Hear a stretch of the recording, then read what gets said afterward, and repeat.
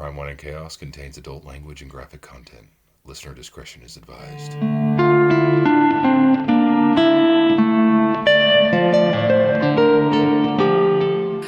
We built this city on rock and roll, chaos kids.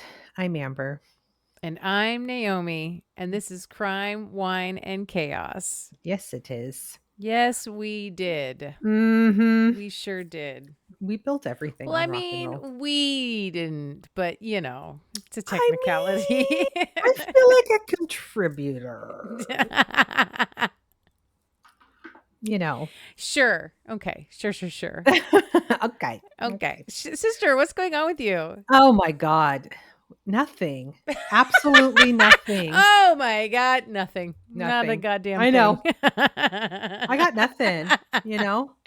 I really don't. Just samesies? Same old. Mm-hmm. Yeah. Just I plunk feel it like- away over here. I feel like there was something I was going to bring to the Chaos Kids, and I forgot. Well, you had a birthday. I mean, we talked about that. We recorded like the day before my birthday. That's the day before. What did you do on your birthday? I didn't do anything on birthday. And then by the end of the night, I was like, I want something. So I made myself brownies. That's what I did for my birthday. I made myself a pan of brownies. Good for you. I bet they were delicious. They were. Well, you know, I mean. Yeah, I know. Baking is anything in the kitchen. I mean, we're good at that stuff. Sure. For better or for worse. That's right. Our mother raised us to be very good housewives. I mean, that doesn't mean that no. I didn't say that we are good housewives. Just that we have that skill set should we choose to utilize it. Correct. And that includes baking and cooking. That's true. That's true. We're a from scratch kind of family, ingredients household. We're an ingredients household. That's exactly right. That's exactly right. For sure. Oh, we have a new Chaos Kids Club member. We do. Tiffany. Hi, Welcome. Tiffany. Yay. Hi, Tiffany. And I've been singing Tiffany in my head all day because of it. You think we're alone now, or? That's right. Saw him standing there. Whatever your jam is. Sure. Yeah. She was not just a one-hit wonder. She had 2 hits, you guys. She was a 1-album wonder. I saw her in concert a couple years ago. Oh my God. It was amazing. Where'd you see her? At the casino? That's right, with Sheena Easton. Sorry, somebody said once, and I'll never forget it. The casinos where you go to see musicians that are either on their way up or on their way down. That's right. Well, you can see some good shit in there, though. I saw the Guess Who at a casino. Yeah, but like the Guess Who's not.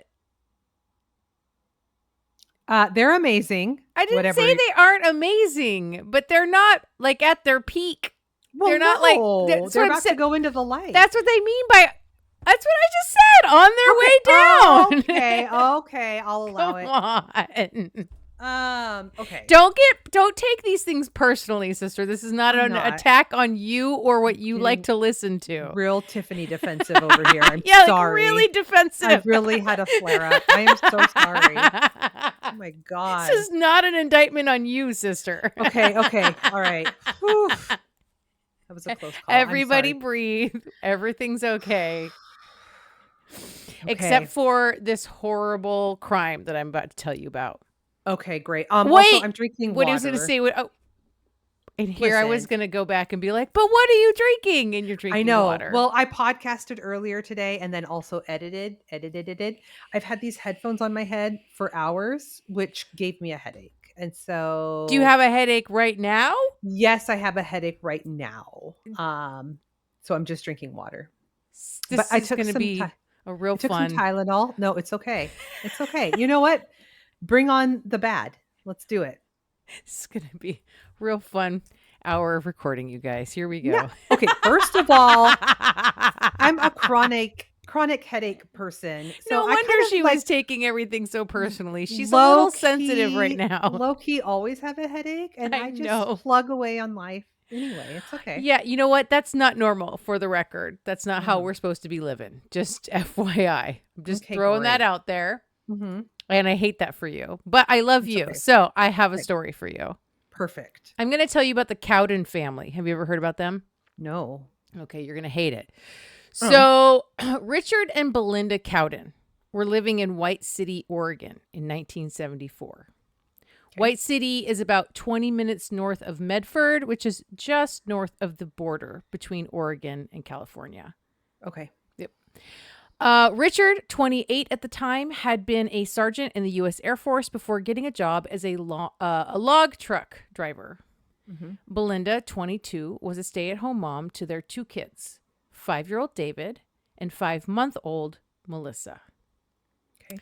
Labor Day weekend that year, David had plans to haul a load of gravel for his driveway and spend the weekend laying gravel. He had lined up a truck he was going to borrow to haul the gravel, but that truck had broken down and became unavailable. So it was a last-minute decision for the family of 4 to spend the long weekend camping. No. I know how much you love camping, sister. Oh my God, no. I do not want to wake up and crawl on my hands and knees into dirt first thing. No. Okay, first of all, if you're crawling on your hands and knees, we're already starting out on the wrong foot. No, on no feet. I don't want to crawl out of a tent in the morning. That's not happening. Shouldn't be crawling. Okay, anyway. Okay. Well, the Cowdens loved the outdoors, and they camped often. One campsite in particular was a favorite of theirs, up in the Siskiyou Mountains at the Rogue River National Forest Campground. This was just outside of the town of Copper, Oregon, right on the Oregon-California border. This was not far from where they lived. Okay. A town that actually, Copper, no longer exists after the U.S. Army Corps of Engineers built Applegate Dam in 1978 across the Applegate River and created Applegate Lake, flooding Copper in the process. Oh. Which is the second time in like a week that we've covered. Like Lake Lanai. Yes, Lanier. Oh, sorry. Lanier. It's okay. Yep. Mm-hmm. Richard and Belinda packed up their 1956 Ford pickup truck with their camping gear, the kids, and their basset hound, Droopy, and and headed out for a couple of nights in the PNW wilderness. Mm-hmm. On Sunday, September 1st, Richard and David walked into town to buy some milk from the Copper General Store, arriving at the store around 9 a.m. They must have known the owner of the general store because according to one report, and it was reported differently in different places. You know how they do. Mm-hmm. Yeah. Richard made plans with the store owner to meet the store owner and his mother-in-law, Belinda's mom, to meet the Cowdens at their campsite for dinner that night. Oh, okay. Belinda's mother met up with the owner of the store that evening, and the two headed out to the campsite together for this creekside gathering. Okay. Other reports say that Belinda and Richard and the kids were supposed to be at her house for dinner. Oh. But one story wrote it this way, and this sounds more true to me, actually. Right, because why would they ditch their campground and go somewhere for dinner? Right. Okay. Exactly. And it sounds like, from what I could gather, Belinda lived a mile away from this campground, or she lived in Copper. Okay. Right? Mm-hmm. But when Belinda's mom and the owner of the general store got to the campsite, they found a disturbing scene. Mm. Everything was there. All their camping gear, their truck, Belinda's purse, the quart of milk Richard and David had bought that morning, half full, a full pack of smokes, Belinda's brand, the baby's diaper bag, the truck keys, and Richard's expensive wristwatch and his wallet with cash in it were lying on the ground. The only items missing that Belinda could deduce was their bathing suits. Richard, Belinda, David, and Melissa, however, were nowhere to be found. Oh my God. Belinda immediately contacted the police to report the family missing, and the police came out to assess the scene. It was clear that robbery wasn't a factor in whatever happened to the family, and police did not immediately search the area. Why? I don't know. Fuck. Later, the lead investigator would say that the search was delayed maybe a day because there was no indication that anything violent happened at the campsite. A state trooper recalled the camp was spooky. Even the milk was still on the table. So it was It was weird and spooky, but like not weird and spooky enough to constitute like an immediate search of the area for the family. Right. Oh, this is spooky. I'm out of here. Like, what? What? Right? Okay. Okay. But because there was no obvious sign of struggle, although the fact that Richard's wallet and keys were just laying on the ground, Yeah. you know? I find it particularly spooky. We've done stories before where it's like, dinner was still on the table. Like everything was still there. Like they were in the middle of doing something and then Yes. poof, gone. That is spooky. That is spooky. And that is cause for concern. Yes. It's also 1974 and they're in the middle of nowhere. Yeah. So like, I don't know, Keystone Cops / Mayberry Cops. I don't. Who knows? Who knows? Yeah. So the next morning on September 2nd, Droopy was found scratching at the front door of the Copper General Store. Oh. So at least Droopy was okay. The search for the Cowdens did ensue, and it was one of the biggest in the history of the state. State police, local police, explorer scouts, the U.S. Forest Service, the Oregon National Guard, and a ton of volunteers searched 25 miles of roads and trails surrounding the campsite. Helicopters and planes were flown over the area with infrared photography that would be able to detect recently overturned dirt. Oh, okay. The state police and county police interviewed over 150 people in the early days of the investigation. A $2,000 reward was offered for any information regarding the Cowdens' disappearance. Police sent press releases up and down the West Coast, and a bunch of tips came in. None of them led anywhere. News coverage was extensive. As hunting season was about to start, Richard's sister wrote a letter printed in the Medford Mail Tribune asking hunters to be alert to, quote, anything that could be connected to a man, woman, a 5-year-old child, or a 5-month-old baby. Even though we try not to let our hopes dwindle that they will be found alive, we ask that you will even check freshly turned piles of earth. We will truly appreciate any clue or help that some hunter may find. Yeah. Over 200 citizens wrote to one of the Oregon senators asking to have the FBI brought in to look into the case. The petition was denied because there was no evidence that the Cowdens had been kidnapped or taken across state lines. Okay. It's also so weird. This is an entire family. An entire family.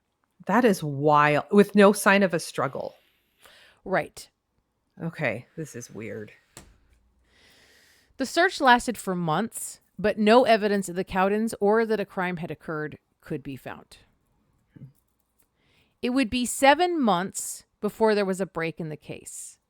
On April 12th, 1975, 2 gold prospectors from Forest Grove, Oregon, were hiking through the woods near Carberry Creek, about 7 miles from the Cowden family's campsite, when they discovered a human skull. No. They called it into the authorities, who mobilized quickly. The area where the skull was found was up a little game trail from the level camp spot the prospectors had been camping. And not far from the skull, police found a body tied to a tree on a steep hillside. Tied to a tree? Oh my God. About 100 feet from the tree, police found a small cave. In some articles, it's described as more of like a rock overhang.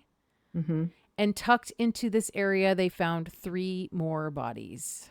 Oh, God. The cave entrance was sealed with rocks to disguise it and hide the bodies. Dental records would confirm the body tied to the tree was Richard Cowden, and the 3 bodies in the cave were Belinda, David, and baby Melissa. No. Autopsies revealed that Belinda and David had died from gunshot wounds from a .22 caliber weapon. The baby died from severe head trauma. Oh my God. No. Oh.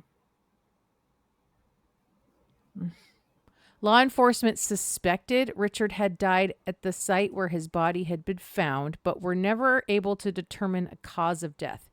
It was possible that Richard killed the family and then himself, so the entire surrounding area was searched for a weapon, but none was found, nor were any other clues found. They bagged everything up down to the dirt. However, evidence was scarce after more than half a year of exposure to the elements. The only real evidence was a single bullet belonging to a Marlin manufactured rifle. One police officer said later, quote, "The whole nature of the thing smacks of a weirdo," adding that police knew a lot that they didn't feel free to discuss at that point. And I don't know if that's even true.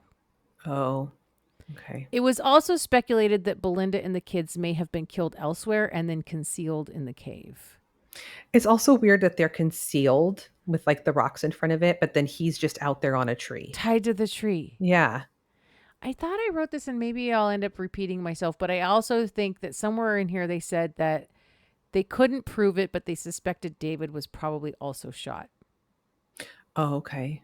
Oh, I wonder why they couldn't prove that. Well, because there was no, like, if he was shot in just his meaty areas, That's true. it Yeah. might have missed bones, and you know what I mean? Mhm. Yeah.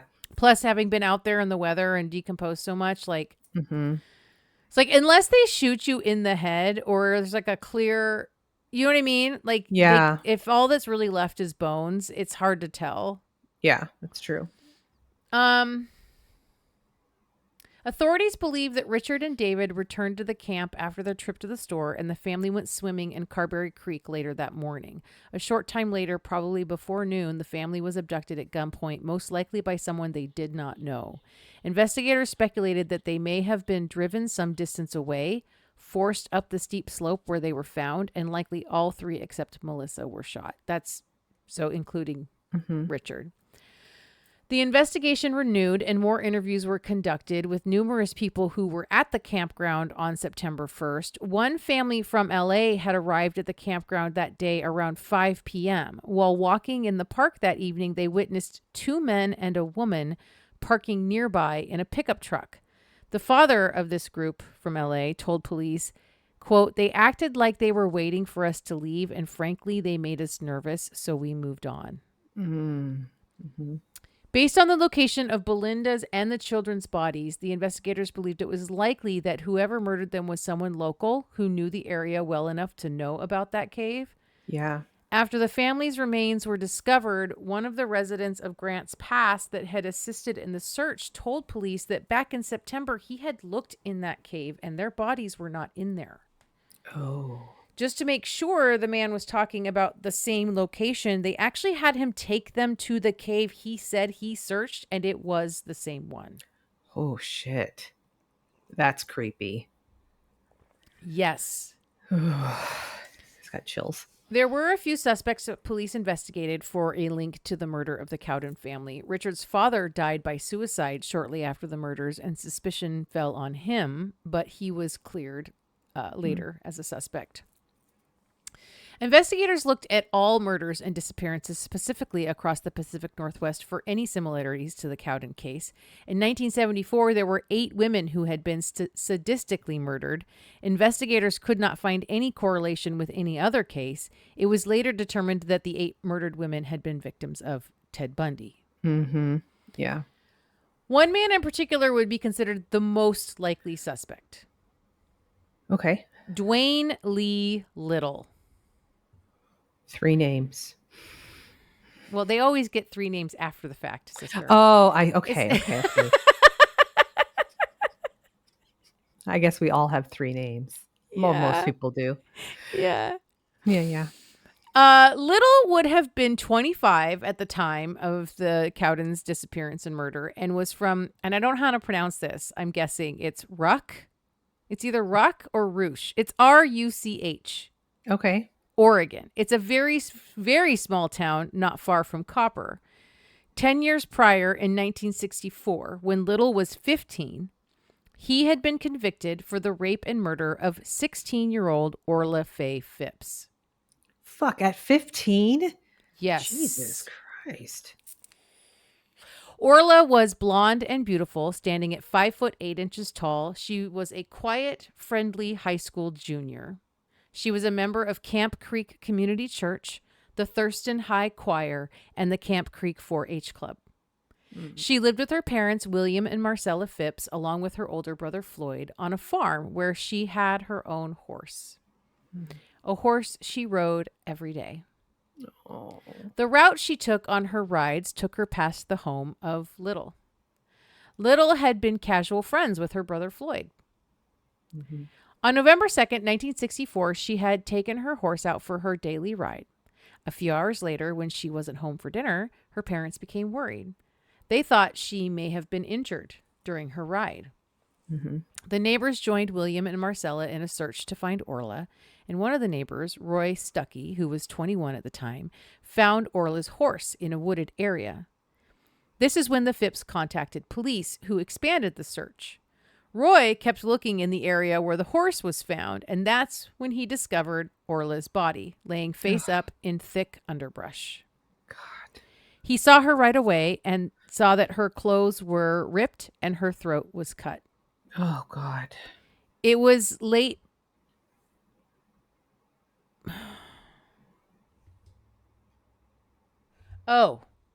It was late in the day by that time, into the evening. So police put a guard over the crime scene until investigators and the medical examiner could clearly view and process the scene in broad daylight the next morning. Mm-hmm. Orla had suffered a violent attack. The medical examiner determined Orla had blunt force trauma to her head, resulting in a fractured skull. In addition to her throat being slit, she had been stabbed many times. She had sustained several defensive wounds, suggesting she put up a fight. There was also evidence that she had been raped post-mortem. Oh, my God. This poor girl. Investigators immediately began interviewing residents, collecting blood, hair, both head and pubic, and saliva samples to compare against samples collected from Orla's body. When they visited the Littles' home, Mrs. Little agreed to allow them to take samples of her son, Dwayne. His samples were a match. Little was arrested on November 18th, 1964, and indicted by a grand jury of rape and murder on November 20th. There was some back and forth in court on whether or not to try Little as a juvenile or an adult. He would turn 16th a month after his arrest. In February 1966, a jury found, so this was like a year and a half later, a jury found Little guilty of the rape and murder of Orla Faye Phipps, and the next day the judge sentenced him to life. Oh. At the time of his incarceration, he was the youngest person housed in the penitentiary they sent him to in Salem. Shit. But Little didn't serve a life sentence. Yeah. He was paroled after 10 years, well, 8 years, 10 years, depending on if you count when he got picked up initially, right? Jeez. He was paroled at near the end of May in 1974. A little over 3 months prior to the disappearance of the Cowdens. Jesus, that's barely a sentence for rape and murder. And I presume he was tried as an adult since he got a life sentence. I mean, I suppose, I guess. Oh my God. What the hell? And he went to live with his parents in whatever town I said, Ruck, whatever, however you pronounce that place. Yeah. At the time of the discovery of the Cowdens' remains, Little was back in prison on a parole violation. His girlfriend contacted police and told them that he was in possession of a firearm in December 1974. And a judge ordered him returned to prison on a parole violation at the end of January 1975. Digging in on Little, investigators determined that he and his parents had been in the Copper Rogue River area over Labor Day weekend. A local resident had reported that Little and his parents had signed a guest book in one of his remote cabins in that area. Police believed the two men and the woman in a truck reported by that family from L.A. was Little and his parents, as their vehicle did match the description of the one the witnesses claimed to have seen. Oh. A search warrant of Little's parents' property where he lived came up mostly empty. There was only the internal spring component consistent with a .22 caliber Marlin rifle. It wasn't enough to arrest him for the Cowdens' murders, though. Little was paroled again in April of 1977. And on June 2nd, 1980, he picked up a pregnant woman whose car had broken down near Portland, 23-year-old Margie Hunter. He sexually assaulted and beat her, but Margie and her baby survived when she jumped from the car and rolled down the highway embankment. Oh my God, Margie. What a fucking badass. Also, what kind of horrible piece of shit assaults a pregnant woman? Right? My God.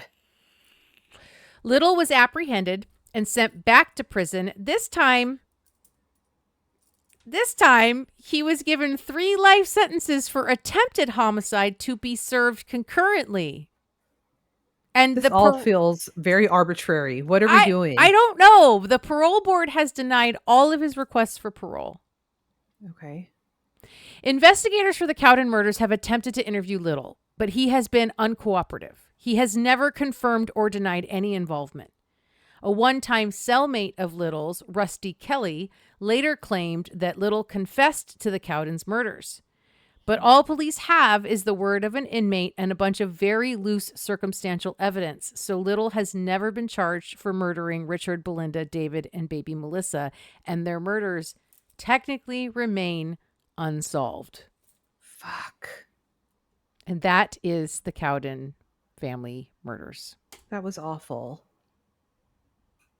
Also, I don't know why, but cellmate Rusty is like the best thing I've ever heard. My cellmate Rusty. Rusty Kelly. Oh my God.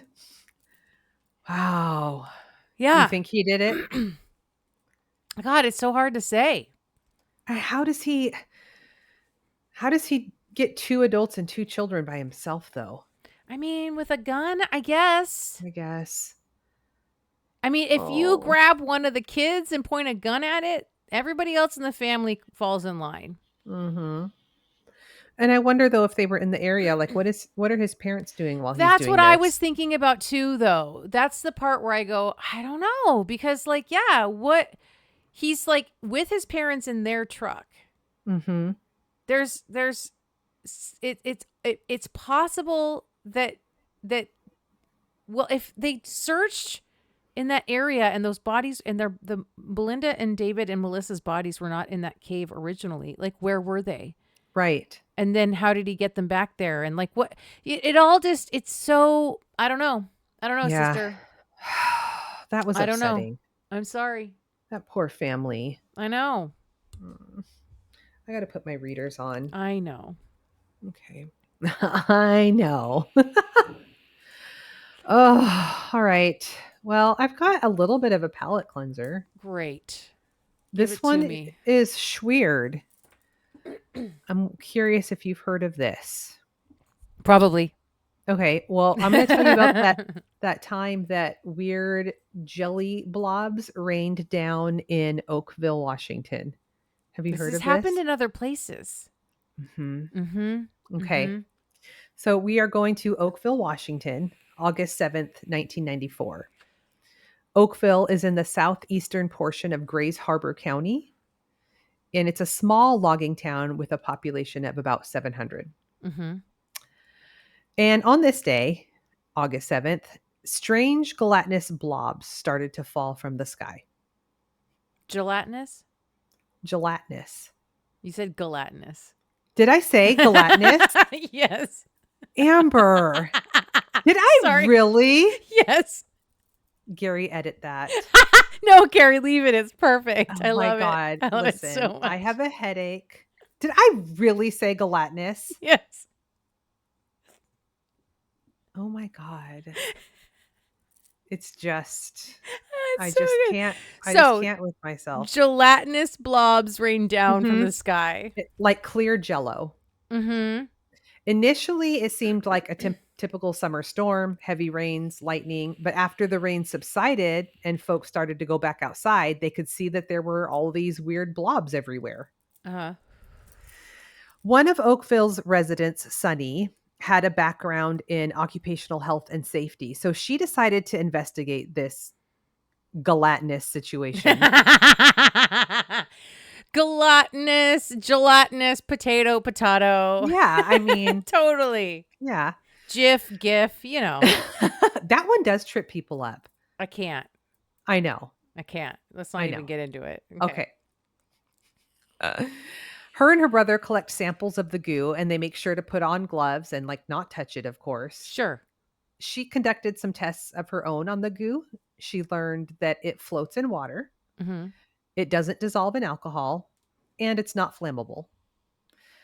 She's concerned because she lives on a farm with her mom in Oakville, and they grow their own fruits and vegetables, and this stuff had fallen like all over it.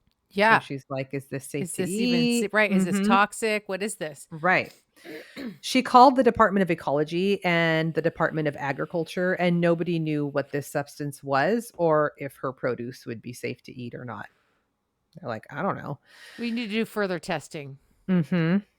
Bill Dunbar was a former member of Congress in the town of Oakville, and he remembers a ton of calls start pouring in about these blobs everywhere. Hmm. And when the calls first came in about blobs falling from the sky, he thought it was a prank call Right. until he got like inundated with Right. all of this, right? So the following day, the resident who was a farmer, Sunny, found her elderly mom on the bathroom floor. She said that she got up that morning and had vertigo. She was nauseous and extremely dizzy. So her and her brother call an ambulance for their mom. And that is when it dawned on Sunny that her mom was the only one out of the three of them that had touched one of the goo balls. Oh no. Like she went out and poked at one. Oh, mom. Don't Mom. don't poke at the goo balls. Yeah. So Sunny grabs a sample of the goo ball to take with her to the hospital with her mom, and she gives the sample to the physician, and he sends it down to the lab to be looked at under a microscope. And the lab technician reports back that the blob had what looked like to be human white blood cells. What? Mhm. But they don't know what it is or where it came from. That was like beyond the scope of what a hospital lab could do, right? Yeah. So Sunny decides to send it out for further testing. She sends a sample out to the Washington State Department of Health and personally delivered another sample to the Department of Ecology. Her mom ended up being admitted and stayed in the hospital for 4 days, and her diagnosis was pretty vague. It was just documented as some kind of virus. Oh. Just a virus. Can you Can I imagine? No. Can you some kind of Mhm. virus? Just a gelatinous virus. Father Cannot- unknown. I just Stop it. born sometime in the 80s. That's me. I had to get my birth certificate out the other day to go get my real ID. And Michael was like, did they give you one? Even though it says father unknown. I'm like, yes, I'm still a known human. Some bullshit. Fucking hospitals. I know. I mean, this is what's wrong with medicine in general. Like the way that it's currently conducted under the capitalist system, right? Is that like nobody is incentivized to figure things out. It's kind of like, when they came up with the term restless leg syndrome. Uh-huh. I was like, that's not a syndrome. That's a symptom of something that's wrong with somebody. But we're just not going to figure out what's wrong with them. We're just going to call it restless leg syndrome and prescribe you narcotics. Bye. Yeah. Stop shaking your leg. Have a nice day. Okay. Okay. Thanks. Oh my Bye. God. Bye. Some That's like kind our of virus. Okay. family doctor growing up. Everything Yes, was it's stress. just all stress. Yeah. 100%. Yeah. Yep. So later on in that week, reports started coming in of several other Oakville residents getting sick with similar symptoms. There were also reports coming in from residents whose animals had died. Holy shit. Mm-hmm. And then people also found a bunch of dead frogs that had turned pink. What? Mm-hmm. Mm-hmm. Yeah. So Sunny gets Like what color pink? I think there's a picture of it, almost like a salmon color, like a coral. Oh, okay. Okay. Yeah. Or like a flamingo. There it is. Yeah. Yeah. Weird. Uh-huh. So Sunny gets the report back from the Department of Ecology, and their report also says that the blob contains cells that came from a living thing, but it didn't have a nucleus,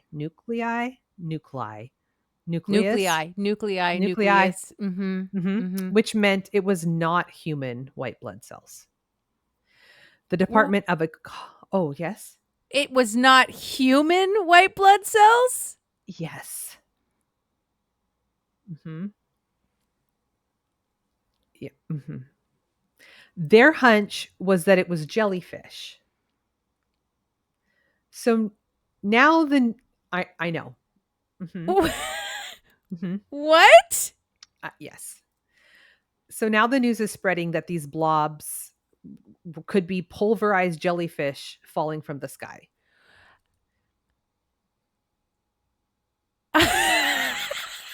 I am trying to create the scenario. I'm trying to do the work back on that. You know what I'm How's it saying? going? Like how Okay. did How do jellyfish fall from the sky? yes, how do We'll get there. pulverized jellyfish fall from the sky? We'll get there. There's a perfectly logical explanation for this. I'm sure. Okay, so then another couple comes forward. They were camping on the beach in Kalaoch, which was about 100 miles northwest of Oakville, like on the coast proper. Okay. And as they're on the beach, they come upon hundreds of dead crabs. And with them were these little gelatinous blobs. Wh- Mhm. Okay, now it's Yeah. turning into like a black and white 50s B horror film. Yes. Attack of the Killer Blob or whatever. Yes! Yes. Uh-huh. So this woman, Kathleen, says she does recall hearing a loud explosive noise the day before. So during this time, it was common practice for the Air Force stationed in Washington to do bomb dropping practices into the Pacific Ocean. Oh, now So- you're going to make me mad. Well, listen.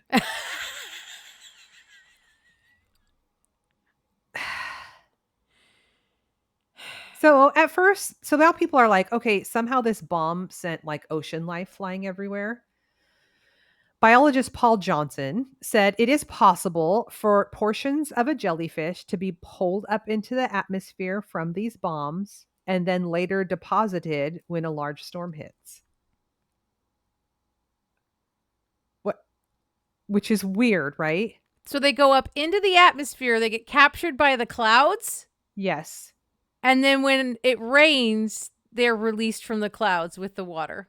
Yes. Stop it. That's a theory. That's one theory. So, about a week after the blob fall, some reporters contact Sunny. Blobful. I don't know what else it is. This shit is weird. So weird. It's so gross, too. It literally looks like clear jello. And there's like chunks everywhere. I don't like it. I don't like it either. So a reporter contacts Sunny. They want to come down to the farm and interview her. And while the reporters are there, it starts to rain and the blobs are falling from the sky again. What? Like Uh-huh. mid news interview. Yes. Tell me about these blobs. And then here they come. Like they heard, like they knew. Oh, it's our time to shine. It's hard. Yep. There would end up being 6 rainfalls of goo over a 3-week period. So now they think this jellyfish theory didn't make sense. No, because, that doesn't make sense. because there was no more bombs dropped. If it had been jellyfish, they would have been expelled in that first drop, right? Right. So Sunny decides to send off another sample to the state health department, hoping that at the state level, maybe some more in-depth testing can be done. Mm-hmm. And at the state level, the sample was given to Mike McDowell, who was a very well-known microbiologist in Washington. Okay. He was one of the testers during the 2000 anthrax outbreak. Okay. He's Smarty, big time. Mhm. smarty pants. Okay. He appeared on an episode of Unsolved Mysteries in 1997 about the raining blobs. His lab report said, this is where it gets sciencey, and I'm not taking questions at this time. Great. Okay? Mike's lab report said when cultured, the unidentified substance grew out of the following microbes: Pseudomonas florensis, commonly associated with spoilage of food, eggs, meat, fish, and milk. Some varieties have also been found in diseased plants. And Enterobacter cleocae, found in the intestinal tract of people. this report means that they have to go back to the drawing board as far as like what this is. Like food spoilage and a bacteria found in the gut. Is what Is it what- grows from. Is what it Yeah. eats. Uh-huh. Yeah. So, because of the food and the intestinal tract thing, they're wondering if it was human waste that came out of a commercial airplane Oh somehow. no. Oh But no. like 6 times over 3 weeks? Because you know Gross. you've heard about like the giant like frozen solid blue goo Yep. shit that falls from planes sometimes that is from the Yes. restrooms of airplanes. That's in here. That's in here. Okay, sorry. Yeah. I didn't mean to There- jump the gun. No, there have been reports of what is called blue ice, which is the term used for waste falling from airplanes out of the sky, sometimes into people's homes. And the reason it's called blue ice is because of the chemical that it is like combines with the waste is actually blue. Uh-huh. But these blobs were clear Right. and gelatinous and not a solid ice thing, right? Yes. I was like, I don't think it's that. Sonny's mom had noted that black helicopters had been flying overhead periodically in the weeks leading up to the blobs. She even got one of them on tape. So, one of the theories that Mike McDowell had about this substance was that it was a vessel, that this gelatinous blob could be used to carry something else in, and that this blob drop was some kind of military exercise in biological warfare, Oh my God. which had been done before. Oh my God. Mm-hmm. So Mike McDowell, he wasn't done running his tests yet, and he was determined to figure out what this was. But one day he showed up to work and his sample was missing. Mm-hmm. He learned from a colleague that black suits came in and took it. The men in black showed up? Yes. And all of the records at the State Department also went missing. Holy shit. These Mhm. motherfuckers. You're really going to piss me off now. I'm sorry. I saw the story and I was like, ooh, jello falling from the sky. And then it went dark. dark. Yeah. So Mike McDowell passed away in 2019. And one of his biggest regrets was never being able to find out what this blob shit was that fell onto Oakville. Sunny has kept all of her records and she's the only one left that might have the answer. But unfortunately, there are no more actual samples of the blobs left. There's no samples left? No, there's no This- samples left. I feel like this has happened in other places though.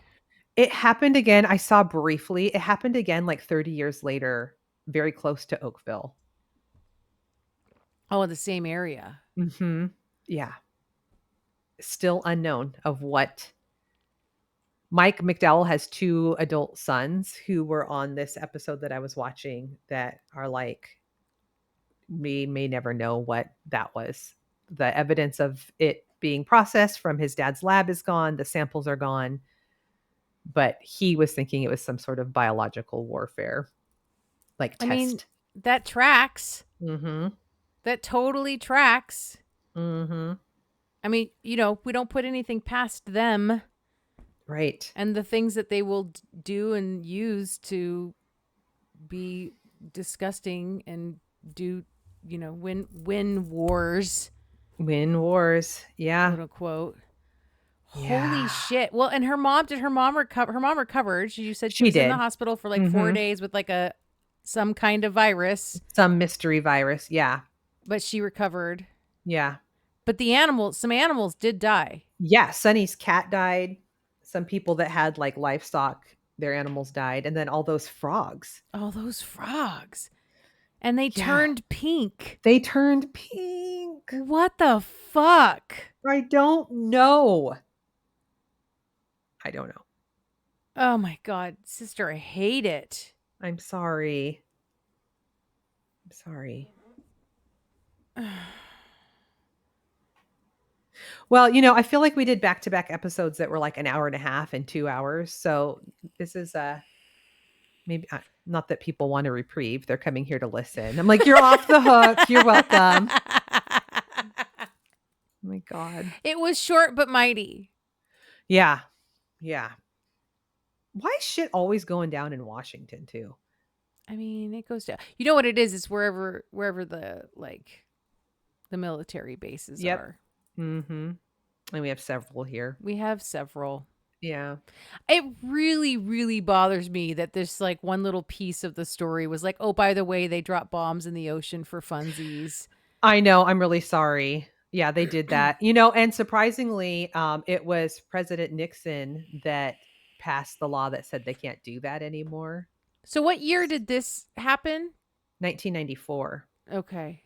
Mm-hmm. But Nixon was president in the 70s. I know. I'm not saying that they stopped. I'm saying that they were supposed to stop. It's kind of like when they tell you that like they found out about MK Ultra and so they stopped it. Yeah. On paper, they stopped it. Yeah, I'm sure they stopped it. Listen. Yeah. It was the Men in Black coming into the state lab. That is when that's when it gets. That's when you know. That's when you know. Like it doesn't even really. At the end of the day, it doesn't matter what they were doing. We know that whatever it was fucked. It was nefarious. It was dark. It was a secret for a reason. Mm-hmm. Yeah. There's only two kinds of secrets: the fun surprise party secret, or the we're doing shady ass, nasty ass shit, and we don't want you to know about it secret. Right. Right. And I guarantee you the Men in Black are not hiding a surprise party from us. You don't think? No. Oh, I really don't think. Darn. Fucking, you got to test that shit over a town that has people in it? What is wrong with... I hate everything. Well, I mean, yeah, you have to test on people, sister. That's so gross. It's so gross. I mean, that's what they do. Maybe they should ask for volunteers next time of their own suits. Yeah, get tributes from your own recruits. Mm-hmm, that's right. They're always testing on civilians. Always. It's so gross. It's so gross. I mean, that's what's happening. Like what's been going on in like Gaza for the last 20 plus months. Like a lot of the tech that's being used to like murder them is either illegal or like brand new, and they're literally testing it on them. Mm-hmm. Yeah. It's just gross. It's awful. Oh, sister. Oh, sorry.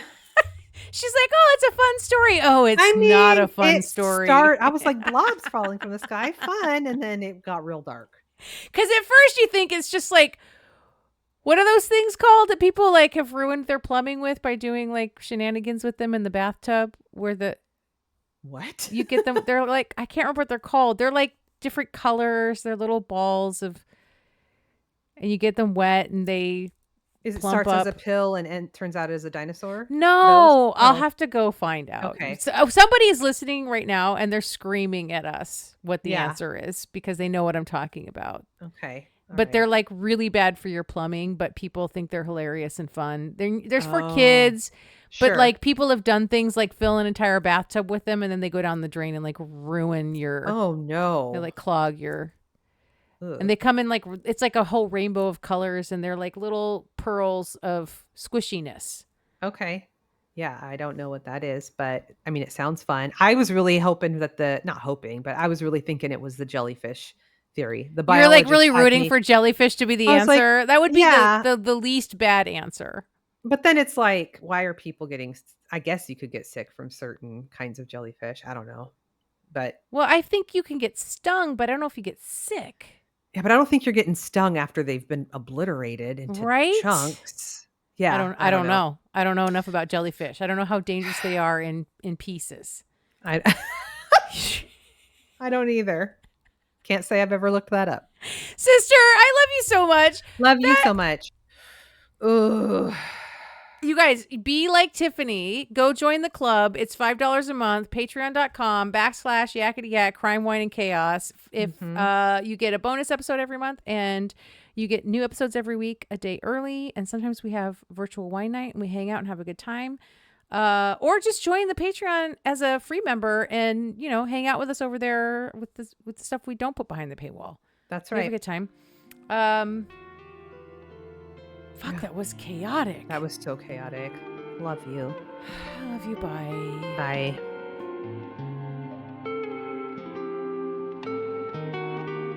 Crime, Wine, and Chaos is produced by 8th Direction Records.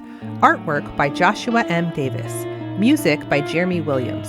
If you would like to support the show, you can visit our Patreon page at patreon.com/Crime, Wine, and Chaos. Cheers!